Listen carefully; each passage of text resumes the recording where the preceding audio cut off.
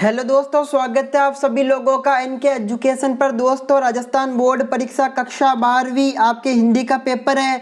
आपको पेपर करने के लिए समय दिया जाएगा 2 घंटे 45 मिनट का। सबसे पहले आपको यहाँ पर निर्देश पढ़ लेना है। उसके बाद में आपको यहाँ पर कुछ इस प्रकार का पहला क्वेश्चन है, वो पैसेज का आएगा।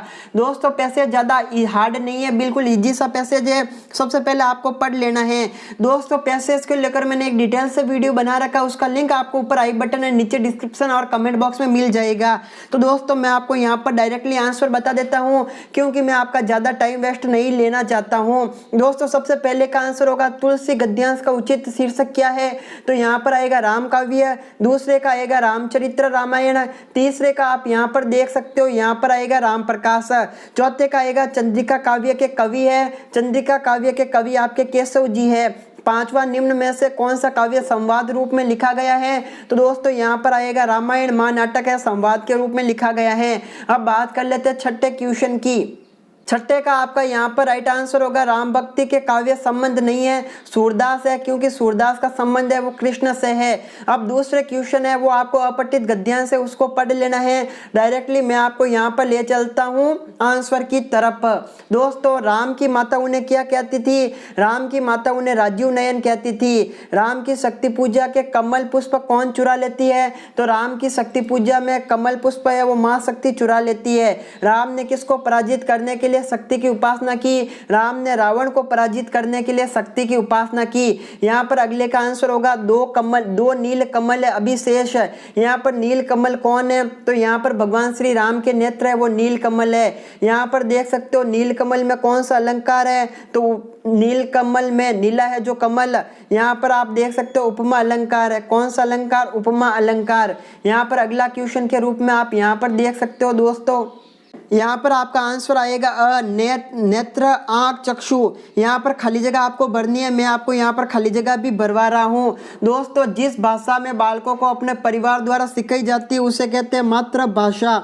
मैं बोल देता हूँ, आप साथ ही साथ लिखने का काम कर सकते हो, क्योंकि हमारी स्क्रीन पे इतनी जगह नहीं है कि मैं लिख पाऊँ। दूसरा है, हिंदी भाषा की लिपि को देवनागरी लिपि कहा जाता है, तो यहाँ पर आ जाएगा आपका देवनागरी।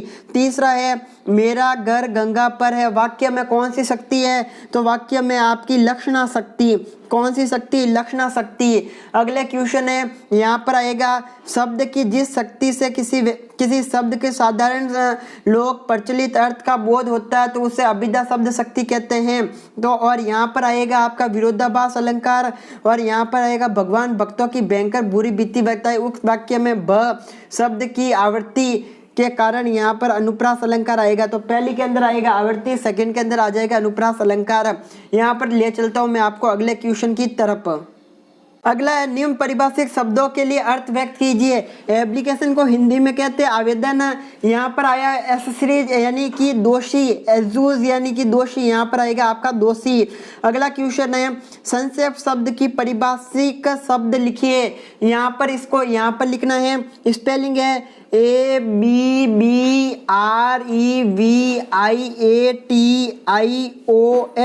ये वाली आपको यहाँ पर स्पेलिंग लिख लेनी है। मेंढक मंडली का दूसरा नाम क्या था? तो मेंढक मंडली का दूसरा नाम यहाँ पर था इंद्र सेना। पाठ के अंदर आपने पढ़ाई होगा। फीचर लेखन क्या है? तो दोस्तों, यहाँ पर इसका मैं बोल देता हूँ, आपको लिख लेना है।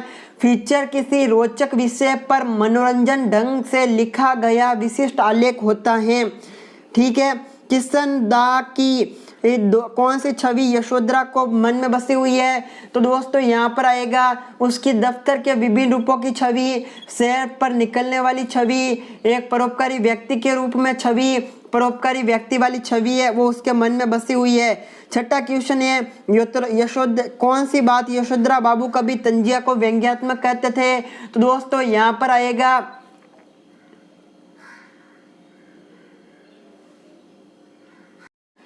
तो दोस्तों यहाँ पर आएगा समहाउ इनप्रॉपर। यहाँ पर इसका आंसर आएगा समहाउ इनप्रॉपर। यहाँ पर पाठशाला में लेखक का विश्वास क्यों बढ़ने लगता है? जूझ कहानी के आधार पर बताइए। देखो, एक तो बसंत की दोस्ती, दूसरा अध्यापकों का व्यवहार, इस कारण लेखक को अपनी पाठशाला में विश्वास बढ़ने लगा।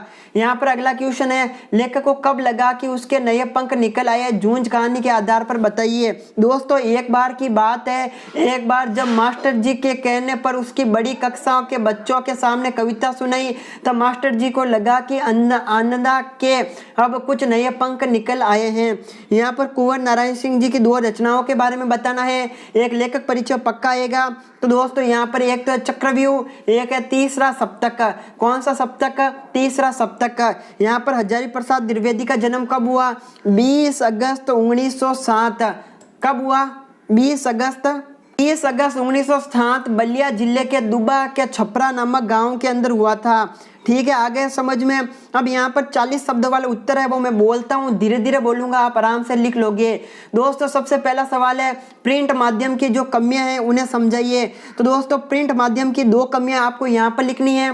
दोस्तों पहला तो ये अनपढ़ों के लिए काम का नहीं है, मैं आपको पॉइंट पॉइंट बता रहा हूँ, डिटेल से आप आराम से लिख सकते हो।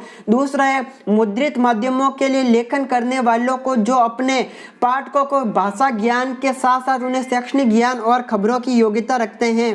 देखो एक तो खबरों का लेट पहुंचाना, दूसरा अनपढ़ों के लिए किसी भी तरह से काम में नहीं होना, यह आप यहाँ पर लिख सकते हो। जैसे अगला क्वेश्चन है हिंदी में नेट पत्रकारिता पर टिप्पणी लिखिए। नेट पत्रकारिता कैसे कहते किसे हैं? देखिए जो इंटरनेट के माध्यम से की जाने वाली पत्रिका को नेट पत्रिका कहते हैं। भारत में इंटरनेट पत्रिका अभी दूसरे दौर चल रहा है। भारत के लिए पहला दौर कब शुरू हुआ? तो 1993 के अंदर भारत के लिए पहला दौर शुरू हुआ, और जबकि दूसरा दौर है वो 2003 के अंदर शुरू हुआ। आज पत्रिका की दृष्टि से टाइप्स ऑफ इंडिया आपको इतना बड़ा नहीं लिखना है, लेकिन भारत में सच्चे अर्थों में यदि कोई व्यय पत्रकारिता कहा जाता है तो वो आप हमको साइडों का कह सकते हैं। यहाँ पर आपको कुछ वेबसाइट के नाम लिख लेना है। नेट पत्रिकारिता कैसे है इसके ऊपर आप आराम से टिप्पणी लिख सकते हो। खेलों की ओर बढ़ता रुझान विषय पर एक आपको संक्षिप्त आलेख तैयार करना है। तो दोस्तों खेलों की ओर यहाँ पर आपको लिखना है आज संसार के सभी देश ने खेल के महत्व को समझ लिया है, इसलिए खेलों पर विशेष ध्यान दिया जा रहा है। स्कूल और कॉलेज में खेलों पर अधिक खर्च किया जाने लगा है। अब हर स्तर पर खेलों का महत्व समझाने के लिए खेलों का आयोजन होने लगा है। इसमें न केवल खिलाड़ियों बल्कि देखने वालों और सुनने वालों का भी मनोरंजन होता है। इससे जीवन रसमय बन जाता है। खेल के मैदान में खिलाड़ियों से अधिक उत्साह दर्शकों में दिखाई देता है, जिससे जीवन रसमय बन जाता है। खेल के मैदान में खिलाड़ियों से अधिक उत्साह दर्शकों में देखने को मिलता है। साथ ही साथ विदेशों में खेल के महत्व को समझते हुए खेल पर बहुत अधिक ध्यान दिया जाता है, लेकिन बड़े दुर्भाग्य की बात है कि हमारे देश में सरकार खेलों पर इतना ध्यान नहीं देती है जितना देना चाहिए। इस प्रकार हम देखते हैं कि खेलों में भाग लेकर खिलाड़ी अपना स्वास्थ्य तो ठीक रखते ही है, साथ ही अपने विद्यालय और कार्यालय का भी नाम रोशन करते हैं। यह आपको इतना कुछ लिख लेना है। कैमरे में बंद अफाइज कविता की मूल संवेदना लिखिए। तो दोस्तों कविता आपने पढ़ी होगी, मैं एक बार आपको यहाँ पर संक्षेप में बता देता हूँ। यह कविता मानवीय करुणा को प्रस्तुत करती है, साथ ही इस कविता में उन लोगों के लिए बनावटी करुणा का वर्णन भी मिलता है जो दुख दरिद्रता को बेचकर यश प्राप्त करना चाहते हैं। एक अपाहिज व्यक्ति के झूठी सहानुभूति जताकर उसकी करुणा को सौदा करना चाहते हैं। यह आपको यहाँ पर लिख लेना है। भगत जी का बाजार पर जादू क्यों नहीं चलता? तो दोस्तों बाजार दर्शन पाठ मैंने आपको आराम से पढ़ा रखा है। जिन्होंने नहीं पढ़ा ऊपर आपको लिंक मिल जाएगा जहां से एक बार आप पढ़ सकते हो। यहाँ पर आपने देखा होगा भगत जी को अपनी आवश्यकता का स्पष्ट ज्ञान था। वह निर्लोभ और संतोषी थे। बाजार में माल बिछा रहते थे, लेकिन किंतु उन्हें अपनी जरूरत का सामान ही खरीदना था। जैसे वो बाजार जाते जीरा और नमक ही खरीद लेते और उसके अलावा वो कुछ भी नहीं खरीद के वापस आ जाते। अब आपको बाकी के क्वेश्चन भी सॉल्व करवाऊंगा, लेकिन उससे पहले दोस्तों अगर आपको भी आपकी पढ़ाई में डाउट तो पूछो डाउटनेट के साथ। बस क्वेश्चन की पिक्चर क्लिक करो, क्रॉप करो, डाउटनेट पर सेंड कर दो। 2 सेकंड के अंदर आपको आपके क्वेश्चन का आंसर मिल जाएगा। फिर चाहे डाउट आपका math, physics, chemistry, biology, mathematics, CBSE board, UP, Bihar, Maharashtra, Rajasthan, MP, अन्य किसी भी बोर्ड का हो, class 6 to 12 IIT, JEE mains and advance तक के क्वेश्चन का सोल्यूशन है। यहाँ पर आप लोगों को मिल जाएगी इंडिया के टॉप फैकल्टी टीचर के द्वारा हिंदी और इंग्लिश दोनों मीडियम में लाइव क्लास। तो आज ही डाउनलोड करें डाउटनेट ऐप। अधिक जानकारी के लिए लिंक इन डिस्क्रिप्शन। तो यहाँ पे भगत सिंह जी वाला आपको कर लेना है। यहाँ पर यशोधरा बाबू का घर जल्दी लौटना पसंद क्यों नहीं आया था, क्यों, कारण स्पष्ट कीजिए।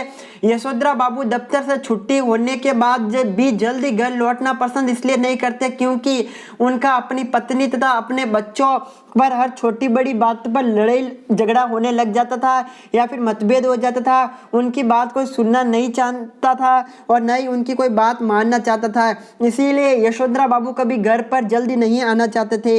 यदि आप दत्ता जी के राय के स्थान पर होते तो लेखक के मन में क्या चल रहा है वो लिखिए। देखिए, तर्कशील दत्ता जी राव की लेखक की तरह पढ़ाई के संबंध में वे अपने लेखक के पिता से तर्क करते हैं, जिसके कारण वह उसे पढ़ने पर मंजूरी देता है और मददगार दत्ता जी राव की तरह लोगों की मदद करते और लेखन में पढ़ाई पर अधिक खर्च उठाने के लिए तैयार हो जाते हैं। तो दोस्तों, ये दो विशेषता है। बाकी के क्वेश्चन बड़े बड़े क्वेश्चन है, इसके लिए आपको पार्ट 2 का इंतजार करना पड़ेगा।